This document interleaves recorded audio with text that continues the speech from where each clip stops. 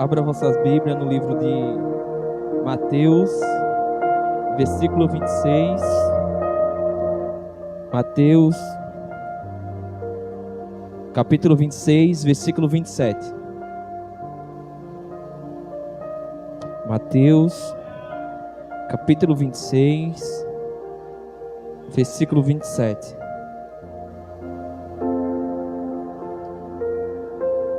Deixa eu me apresentar.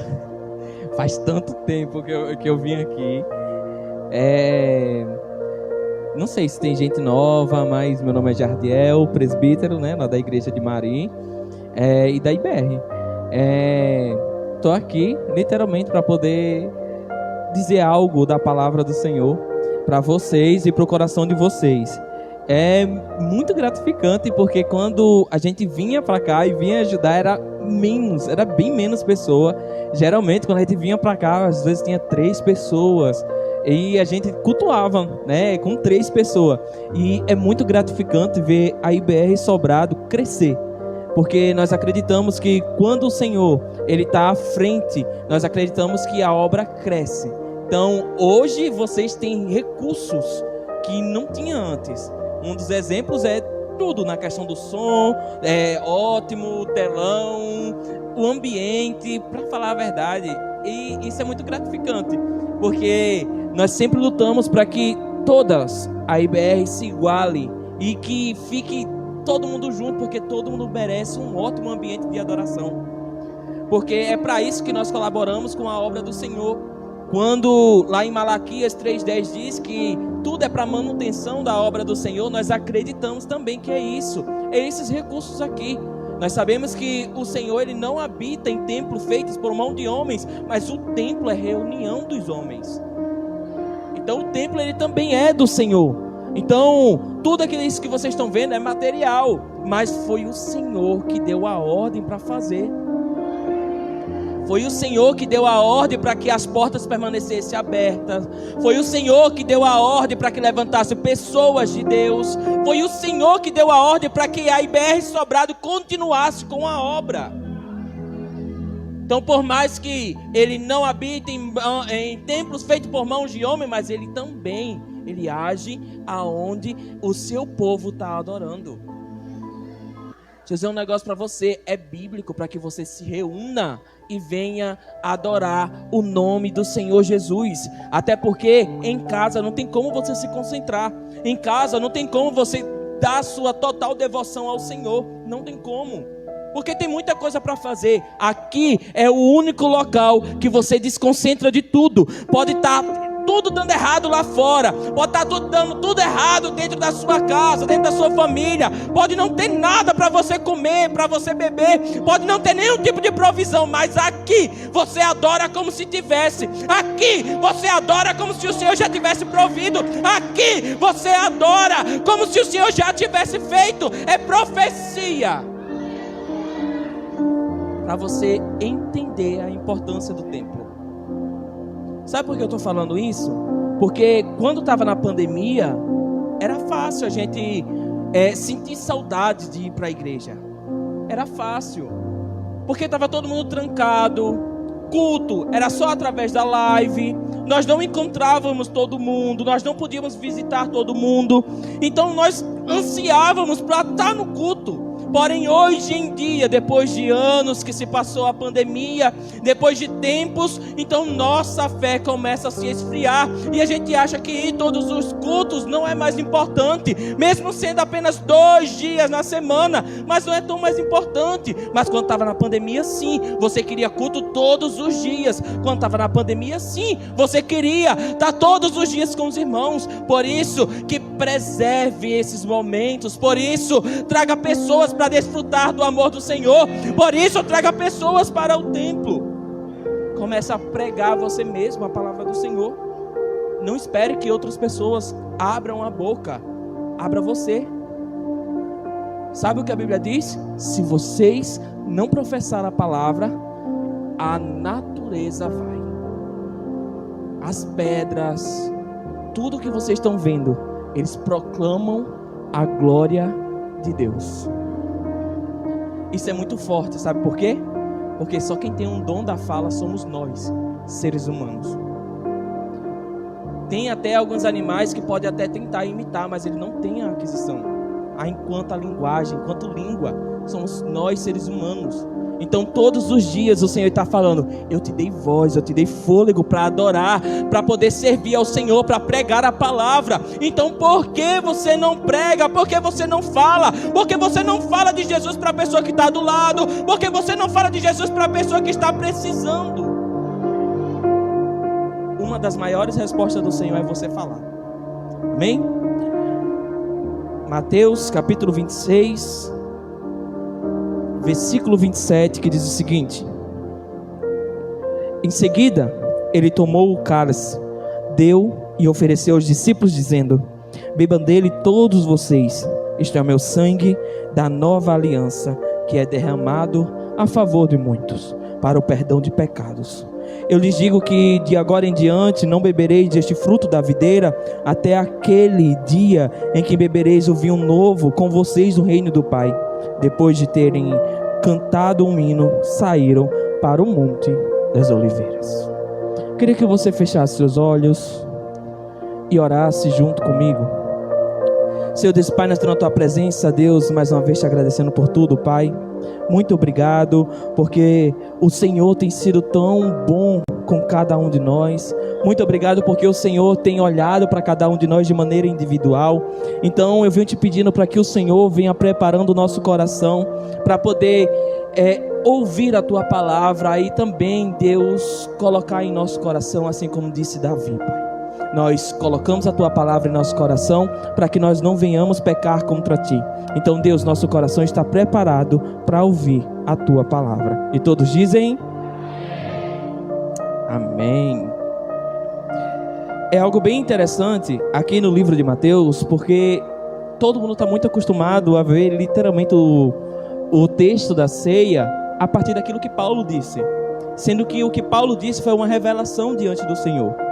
E é algo muito importante quando nós vamos olhar aqui diante do versículo, porque nós temos que ver diversas revelações diante do capítulo, capítulo 26 e a partir do versículo 27. Nós lemos a parte final da ceia. Nós temos que saber que Jesus, enquanto estava pregando diante do povo, ele sempre falou que era necessário que o Filho do Homem morresse. Era necessário para que isso acontecesse, para que viesse cumprir todas as profecias. Então, a ceia diante da Páscoa tinha que ser comum. Estou dizendo tinha que ser comum para os discípulos. Porque uma coisa eles sabiam, seguindo a um Jesus, que esse Jesus ele seria transgredido e logo depois crucificado e restaria. Por que eu estou falando que tinha que ser? Porque não foi. Todas as vezes que Jesus ele pregava que era necessário que ele morresse, era uma pregação que não era tão aceita diante dos discípulos. Era uma pregação que era algo surreal diante dele. Mas não deveria ser, exatamente porque nós estamos falando de um Jesus que ressuscitava, nós estamos falando de um Jesus que curava, nós estamos falando de um Jesus que arrastava a multidão. Então ele dava diversos sinais que ele era o próprio Cristo. E ele também deu sinais que ele não iria mentir. Se a pregação dele era que um dia era necessário que ele morresse, então era verídico, era verdade, não era algo falso. Ele não ia mentir diante da sua pregação. Algo bem importante, aquilo que Jesus ele disse em Mateus 5,17, que ele não veio para poder descumprir as leis, mas ele veio para cumpri-la. Por isso que ele disse: vocês não pensam que eu vim destruir as leis, ou então diante dos profetas, as leis do profeta, mas não, eu não vim destruir, mas eu vim cumprir. Então nós temos a primeira profecia diante de Jesus. Jesus ele fala o seguinte: olha, vocês pensam que eu vim para poder destruir tudo aquilo que vocês fizeram diante das leis que tinha de Moisés, mas não, eu vim para cumprir todas. E a partir desse cumprimento eu posso falar exatamente o que serve e o que não serve. Jesus ele foi tão santo diante da sua decisão, e principalmente ele foi tão santo diante da decisão do seu próprio Pai, que ele nem desviou nem sequer um segundo do seu propósito. Por que eu estou falando não desviou? Porque ele podia desviar. Quando ele ora e soa sangue, é um sinal que ele está lutando, é ele e a carne, é carne e espírito ao mesmo tempo. Deixa eu dizer um negócio para você, não é só Jesus que soa sangue não, todos podem soar. Todo mundo pode acontecer a mesma reação que Jesus teve. Sabe por quê? Esse período que ele soa sangue é os vasos sanguíneos deles que estourou. Sabe como é que isso acontece? É quando nós juntamos tudo na questão de todas as emoções de um só corpo humano, enquanto tristeza, alegria, enquanto ansiedade, sem saber o que vai acontecer e o que não vai, e o que acontece é reação do corpo. O corpo ele não começa mais a produzir a questão do suor, ele começa a entrar nos vasos, nas veias e começa a soar sangue. É algo raro, mas aconteceu com Jesus. E sabe por que isso é relatado? Para poder mostrar que Jesus era tão humano quanto os próprios discípulos. Para poder mostrar que aquele que estava sendo crucificado era o homem Jesus, mas aquele que ressuscitaria era o Deus vivo, o Deus todo-poderoso, aquele que pregava, aquele que disse que era filho de Deus, mas ele ressuscitaria. E essa era a promessa para os discípulos, essa era a promessa para o povo. Então por isso que é extremamente importante e interessante você vir ao culto e acreditar diante da palavra do Senhor, porque a palavra não mente. Sabe o que diz aqui diante da Bíblia, na minha e na sua também? É que todas as coisas passam, mas a palavra do Senhor, ela permanece para sempre. Não tem outra verdade a não ser a verdade que foi escrita, a verdade que foi dita pelo Deus que fez os céus e a terra. Não existe outra verdade, não tem outro meio termo, não existe meio termo, não existe outra verdade absoluta a não ser a verdade do Senhor. Por que eu estou falando isso diante da verdade? Porque foi necessário que Jesus falasse para os discípulos. E todas as vezes que Jesus fala, às vezes de tanta gente imaginar que é um Jesus tão manso diante da multidão, a gente não percebe que ele também era um Jesus que era duro diante do povo, diante dos discípulos. Porque nós temos que ter tratamentos diferentes entre aqueles que servem e aqueles que não servem. Multidão, ele não era obrigado a escutar sermão enquanto puxão de orelha do próprio Jesus, porque multidão ele está lá esperando apenas uma palavra. Então a multidão ela foi feita sim para ouvir os sermões e também para ouvir as parábolas que Jesus tinha. Mas os discípulos eram aqueles que tinham que estar dispostos a ouvir as reclamações do próprio Jesus. Sabe como você percebe os puxões de orelha? Principalmente lá em João 6,61, quando ele estava começando a pregar e uns dos discípulos começou a falar: sua palavra é muito dura. E o próprio Jesus olha para ele e fala assim: o que eu falo, a verdade que eu professo, ofende a você? Então faz igual a multidão, vai embora. Isso é um puxão de orelha, porque com Jesus é a verdade, e com os discípulos era a verdade duplicada. Porque enquanto você, sendo discípulo do Senhor, você sendo uma pessoa que vai propagar a palavra do Senhor, você tem que acreditar no Jesus que você prega, você tem que acreditar no Jesus que você professa, você tem que acreditar no Jesus que você acredita e que você canta todos os dias, todos os cultos, e que dá total devoção a Ele. É de você que tem que sair a palavra do Senhor. A Bíblia não diz que espera que o mundo manifeste a glória do Senhor. Ele diz que é os escolhidos. Os escolhidos manifestem a glória de Deus. Sabe o que é? É você que está sentado, você que vem para os cultos, você que é cristão. Professe a palavra do Senhor. Fale da palavra do Senhor. Tem que entender que é tratamento diferente. Mundo não tem nada que puxar a orelha, mas cristão sim. Cristão você tem que saber exatamente o Deus que você serve. Por que eu estou falando isso? Porque era direto o Senhor, o próprio Jesus olhando para os discípulos e dizendo: é necessário que eu morra, é necessário que eu morra, é necessário que eu morra. Quando chegou na ceia e começou a falar que era necessário que ele morresse, seria a última ceia, todo mundo começou a indagar. E o que Jesus fez foi um ato simbólico. Não falou nada, mas foi mais um tapa na cara dos próprios discípulos. Começou a lavar os pés. Quando vai olhar diante da cena do lava-pé, nós estamos vendo a cena do próprio Jesus dizendo: vocês querem ser tanto diante do reino do Senhor, mas eu estou aqui para ser servo. Então, se o meu pai disse que eu vou morrer crucificado, então eu vou morrer crucificado, porque eu estou aqui para fazer a vontade dele.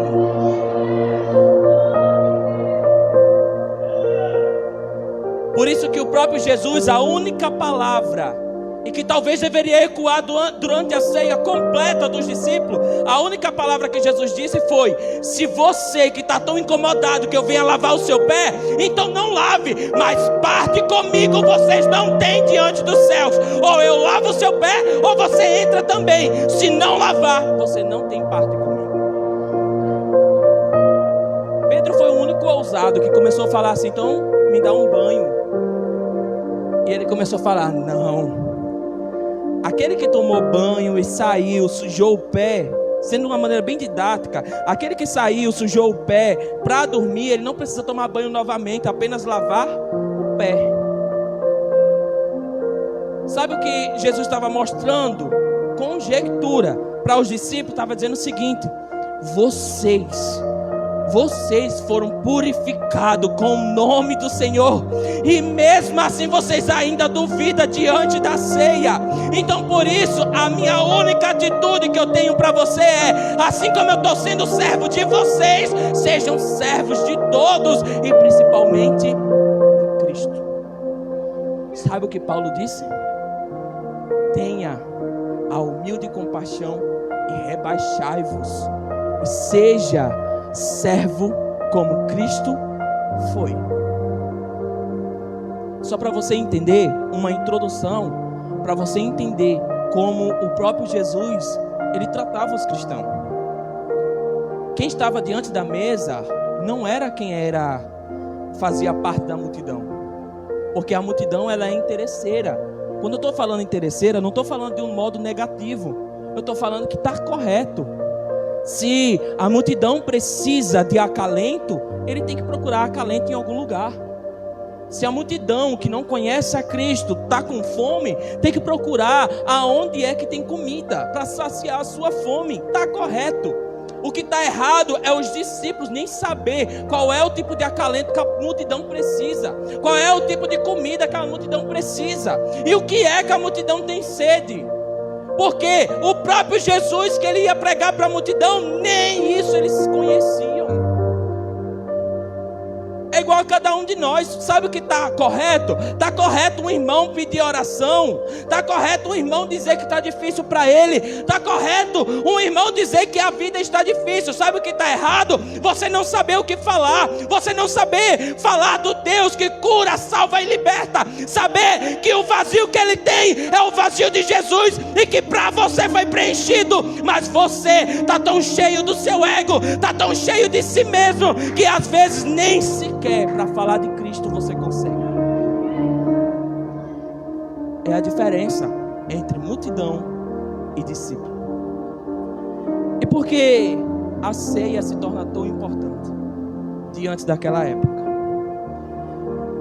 Algo bem interessante, lá em Hebreus 10, coloca aí, Elaine, por favor. Hebreus 10, capítulo 1, ele vai falar um pouquinho sobre a questão do sacrifício que existia naquela época. Hebreus 10, 1, que diz o seguinte: porque tendo a lei a sombra dos bens futuros, e não a imagem exata das coisas, nunca, pelos mesmos sacrifícios que continuamente se oferecem cada ano, pode aperfeiçoar os que eles chegaram. De outra maneira, teriam deixado de se oferecer, porque purificados uma vez, os ministrantes nunca mais teriam consciência do pecado. Nesse sacrifício, porém, cada ano se faz em comemoração dos pecados. porque é impossível que o sangue dos touros e do bode tire os pecados. Vou explicar para você o que Hebreus ele começou a destacar. Naquela época era comum que pelo menos uma vez no ano, durante a Páscoa, matassem, fizessem um ritual e matassem uma ovelha. E o que se fazia com o sangue dessa ovelha?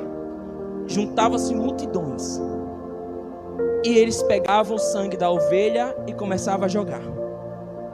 E eles acreditavam que onde o sangue pegava, talvez o pecado seria sarado. Porém, eles faziam isso todos os anos. Todos os anos era sempre a mesma coisa. Então, todos os anos eles começavam a ansiar sobre aquela festa que existia. Todos os anos eles esperavam, mas quando eu falo esperava, eles esperavam mesmo. Às vezes tinha gente que peregrinava de uma cidade a outra muito longe para poder chegar lá e chegar com as vestes brancas e sair de lá pelo menos com uma gotinha de sangue. Porém, Hebreus ele traz uma revelação diante daquela festa. Ele começava a dizer: se todos foram purificados, e por que tem que voltar novamente? Se todos foram purificados, e por que todos os anos tem que repetir a mesma coisa? Então uma das coisas que nós temos que saber é que todos os anos era algo repetindo. Todos os anos era como se fosse um ritual. Todos os anos sempre tinha que acontecer aquilo. E ele ainda traz uma conclusão. Talvez por quê? Porque aquele sangue que era matado, ele coloca touros e bodes. Ele começa a falar: talvez esses animais eles não sejam suficientes para poder sarar o pecado. E daí a gente entra diante da ceia. A gente entra na parte do assunto da ceia. Quando a gente vai lembrar diante da ceia, a gente vai lembrar lá de 1 Coríntios 11:20. Porque foi o que Paulo disse, a instrução que Paulo disse. Paulo começava a instruir diante da ceia, começava a falar como é que deveria ministrar. Mas deixa eu dizer um negócio para você. Aquele momento que Paulo estava acontecendo era uma ordem diante da igreja. Era como se fosse o seguinte, como se eu saísse de Marim, chegasse aqui e chegou uma pessoa, veio aqui, ceiou e foi embora, e veio outra pessoa e estava uma repleta bagunça. Então Paulo chegou diante desse contexto. E por isso que ele pegou o microfone, conjectura, ele pegou o microfone e começou a pregar sobre a ceia. Mas se você for ver 1 Coríntios, você vai ver uma divisão de coisas que Paulo fez para a igreja de Coríntios. Porque era uma igreja muito boa, porém era mal estruturada. E deixa eu dizer um negócio para você. Não era pelo pessoal do mundo, era cristão.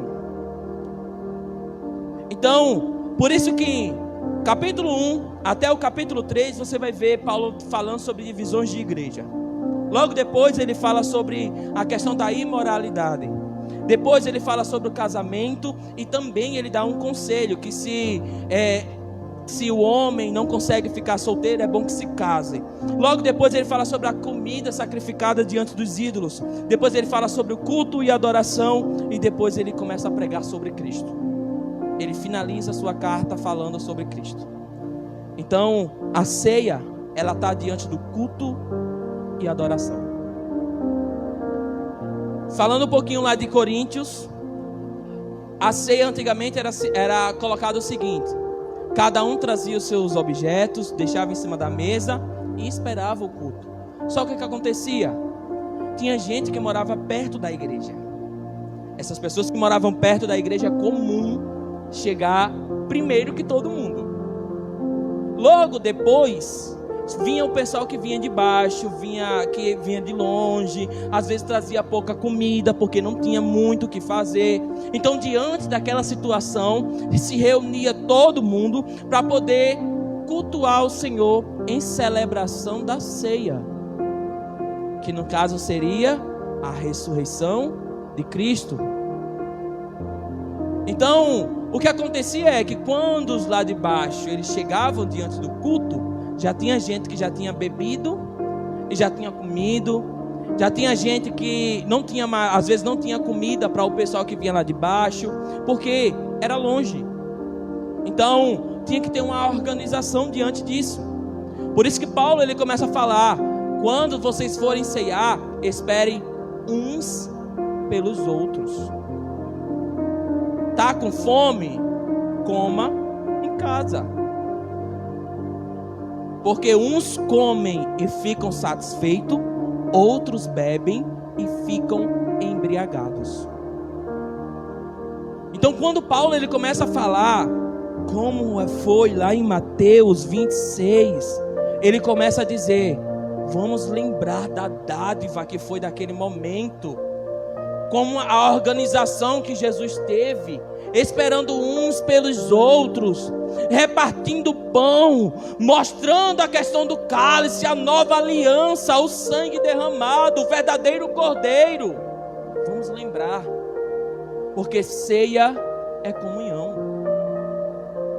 Irmãos, quando o Senhor ele começa a falar: vocês não vão fazer isso até que seja consumado, ou até que eu volte, ele está querendo dizer: todos em comunhão vão professar a mesma coisa. E Paulo disse uma coisa que é uma revelação diante de Mateus 26. Ele diz: tem gente que come indignamente porque não consegue discernir do corpo e do sangue. E daí, eu como professor de português, fui pesquisar o significado da palavra discernimento. Talvez é muito falado e às vezes a gente nem sequer procura saber o significado das palavras.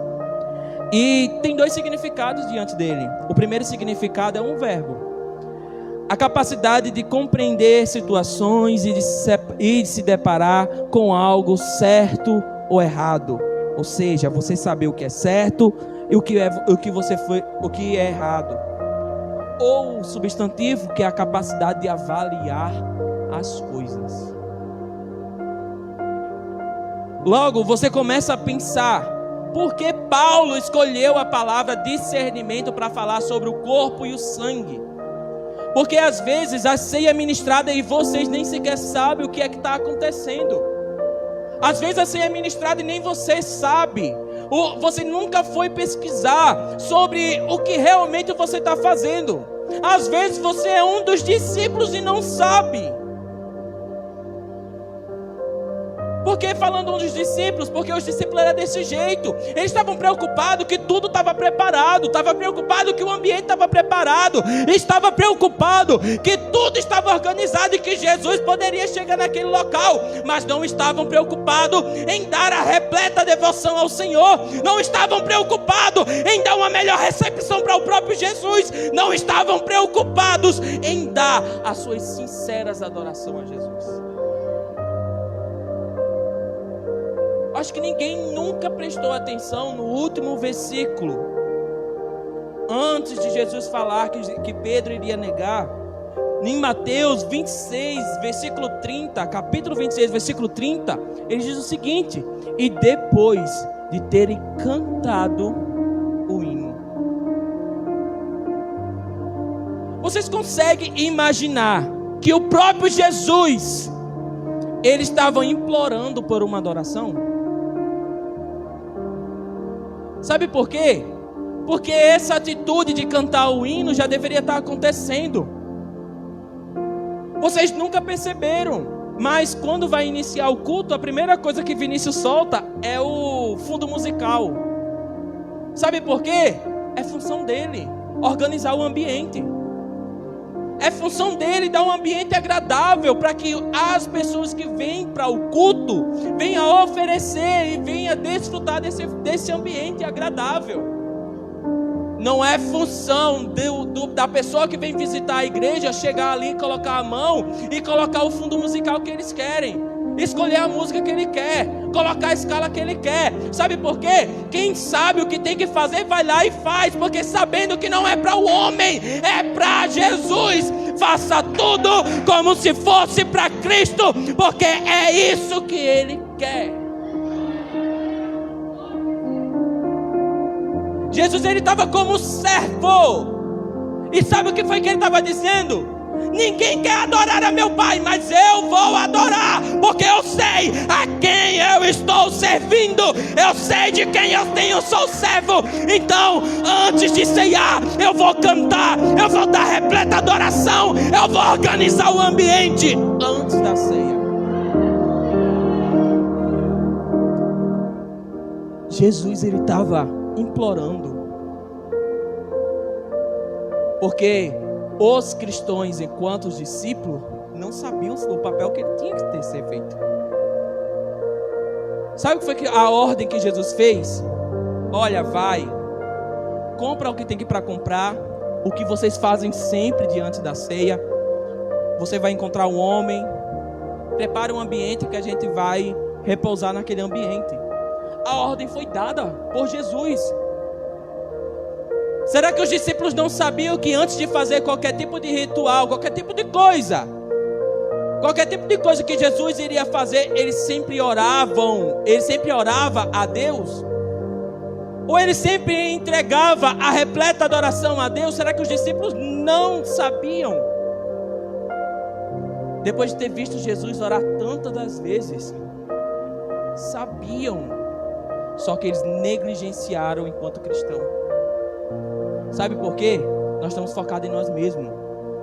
Assim como a igreja que tinha lá em Coríntios estava ocupado em saber qual é a melhor comida que eles vão comer e qual é a melhor bebida que eles vão beber, e não estavam nem aí para repleta adoração ao Senhor, ou então não estavam nem aí em repartir o pão com os irmãos, não estavam nem aí para repleta adoração. Também eram os discípulos, não estavam nem aí com aquilo que Jesus falou, com aquilo que Jesus fez, porque eles não ofereceram o melhor ambiente.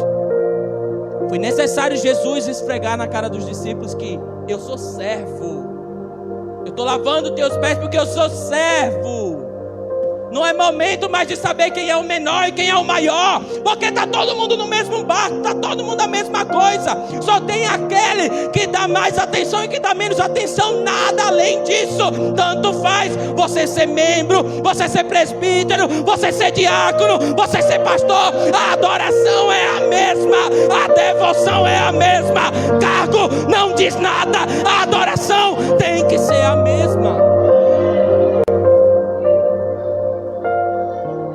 Será que quando Jesus ele olhou para Davi e falou assim: será que ele é pastor de ovelha? Não. Jesus ele disse uma única palavra: vocês, seres humanos, são tão fracos que olham a aparência. Eu, enquanto Deus, eu olho o coração.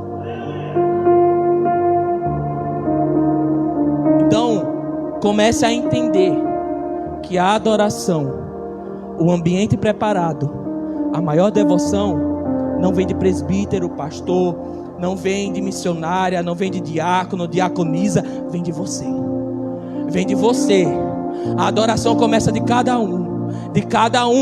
Sabe por quê? O resultado da presença do Senhor é resultado da minha adoração com a sua adoração, para que o ambiente venha a ser preparado. Então comece a pensar e comece a sair de casa.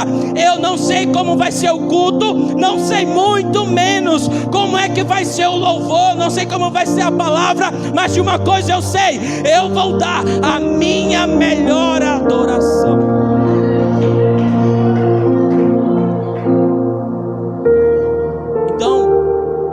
Para poder encerrar, a ceia ela é um ato profético.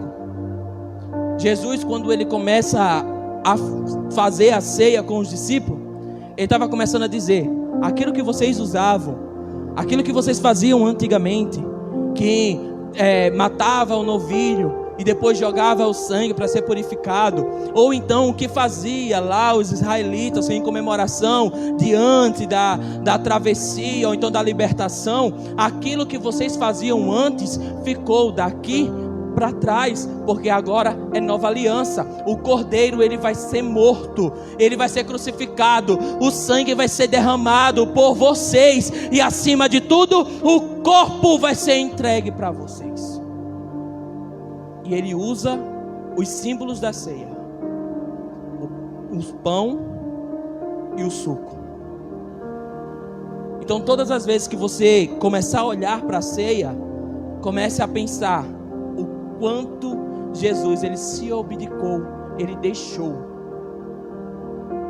Talvez eu possa falar um negócio que vai chocar você, mas naquela época era comum pessoas ser crucificadas. Mas a maior deixa de Jesus, ou seja, o maior sacrifício de Jesus, foi ele ter deixado o trono, o poder que ele tinha, a dádiva que ele tinha. Sabe o que é? Ele deixou de ficar do lado do Deus e veio para a terra, viver como ser humano, viver no meio dos pecadores, viver o que os pecadores viveu, mas mesmo assim, falando do amor de Deus, pregando, sarando pessoas, libertando pessoas, mesmo assim o crucificaram como um ladrão, deixaram ele lá crucificado como um ladrão. Então todas as vezes que você for ceiar, começa a pensar, não era para ser ele, era para ser cada um de nós, porque sou eu que peco todos os dias, sou eu que não dou a adoração devida, sou eu que não preparo o ambiente, sou eu que nem sequer olho para o Senhor. Começa a pensar, eu sou um dos discípulos. Eu posso ser até mesmo um dos Judas, que trai ele todos os dias. Sabe o que é que Estevão falava? Estevão dizia o seguinte: porque vocês endurecem o coração. Sabe o que é? Por quê? Porque todas as vezes que o Espírito Santo toca em você para falar, você não fala. Você está negando Cristo. E sabe o que o autor dos Hebreus ele vai dizer? Ele vai dizer o seguinte: que todas as vezes que você nega, você está crucificando ele mais uma vez. Só para poder encerrar, eu queria que... Coloca aí lá novamente. Hebreus capítulo 10, versículo 5. Para vocês verem a resposta. E daí vem a finalização do que foi a verdadeira ceia. Ele diz o seguinte: por isso, no mundo diz: sacrifício e oferta não quiseste, mas o corpo me preparaste. Holocausto e absolução pelo pecado não te agradaram. Então diz: eis que aqui venho.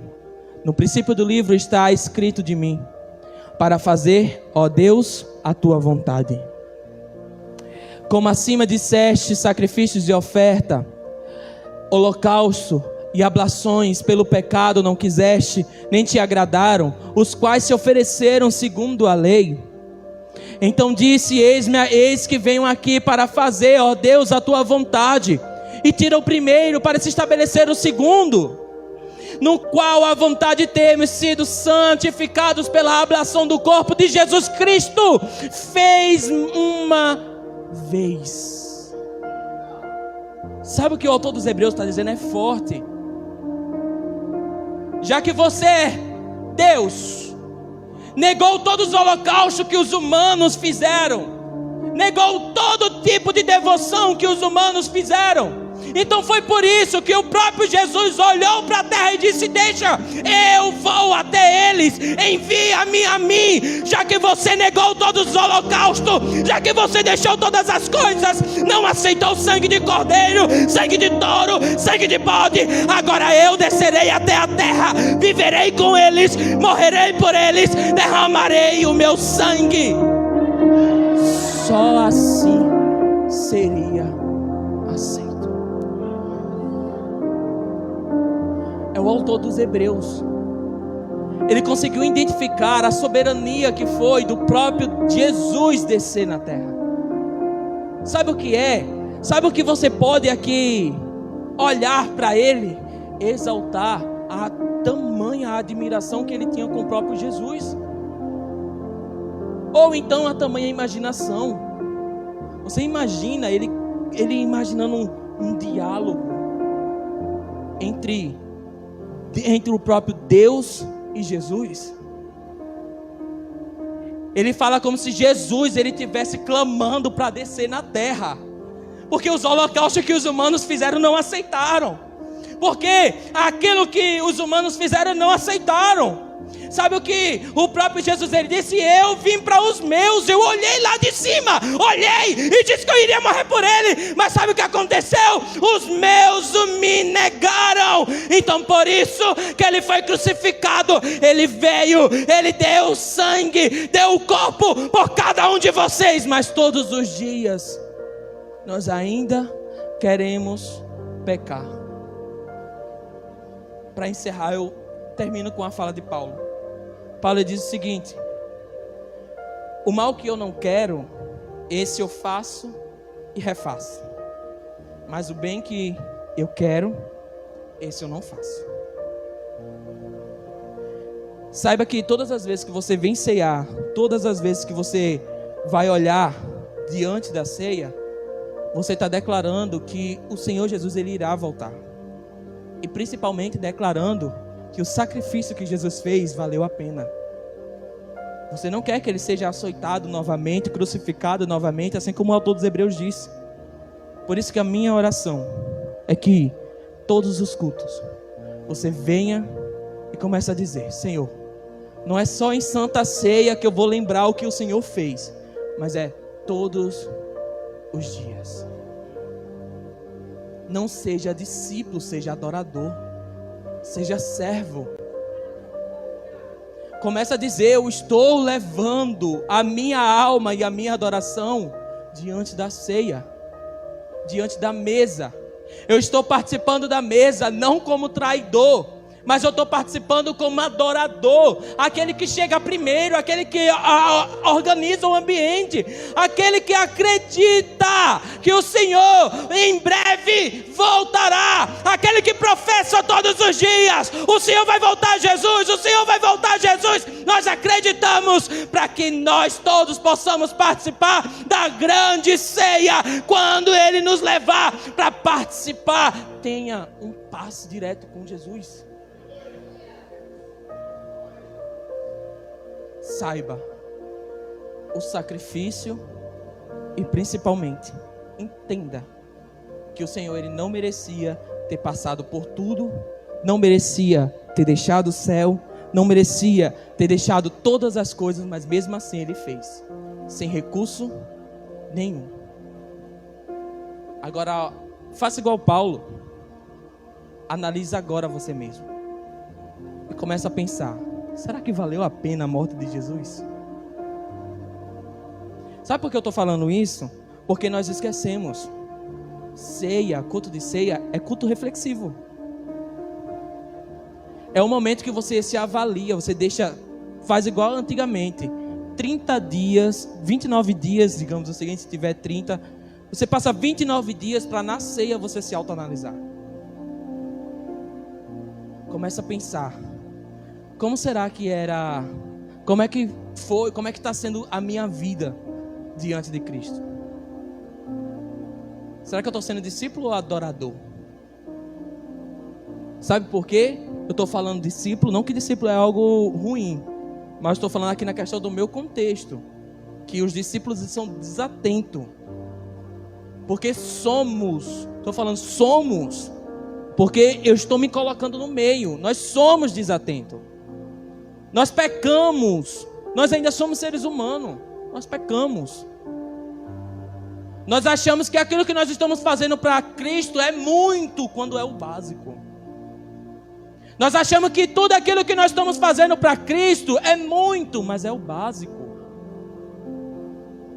Ah, Senhor, eu estou limpando a igreja. É o máximo que eu posso fazer. Será? Ah, Senhor, eu estou pregando, é o máximo que eu posso fazer. Mas será que é isso mesmo? É o básico que você está fazendo. Imagina só, se o Senhor fosse lhe dar de recompensa o tanto que você contribui diante do reino. Imagina só. Talvez isso soou meu irregular, mas sabe o que o próprio Jesus ele disse? Depois de João Batista, o reino do Senhor, ele é tomado à força.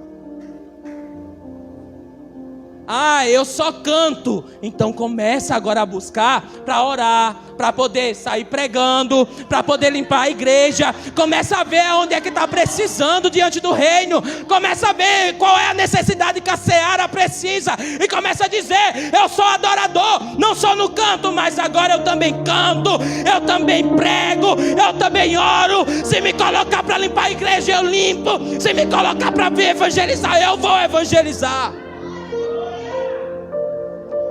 É você que precisa, é você que tem que estar disposto.